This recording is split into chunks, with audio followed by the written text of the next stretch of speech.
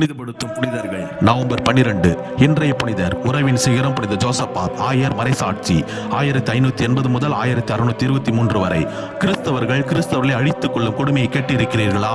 மூளை சிதற அடித்து இந்த புனிதரை கொன்றவர்கள் கிறிஸ்தவர்கள் தாம். ஜோசபாத் உக்ரைன் நாட்டில் பிறந்தவர். பாசில் சபையில் சேர்ந்து பிறகு குருவானார். பிரிவினை சபையாருடன் நெருங்கிய தொடர்பு கொண்டிருந்தார். இதனால் சிலர் திருவழிபாட்டு முறைகளிலும் மற்ற சட்ட திட்டங்களிலும் இவர் ஊடுருவுகிறார். நாளடைவில் ரோமன் கத்தோலிக்கரோடு நம்மை ஒன்றாக்கிடுவார் என்று ஐயுற்றனர். ஆனால் உண்மையிலேயே அவர்களின் ஸ்லாவோனிக் வழிபாட்டு முறையை பெரிதும் பாராட்டினார், ஆதரித்தார். இங்கும் பகைவர்களின் பெரிய குற்றச்சாட்டுக்கு ஆளாக இருந்தபொழுது பிரிவினை சபையார் ஒன்று கூடி இவரை நிலத்திற்குள் புகுந்தனர். மூளை சிதறுமாறு அடித்து இவரை தலையை பிளந்தனர். இறுதியில் சுட்டனர். இவரது உடலை ஆற்றில் எறிந்தனர். கிழக்கத்திய திருச்சபையின் முதல் புனிதர் இவர். இன்றைய புனிதரிடமிருந்து கற்றுக்கொள்வோம்.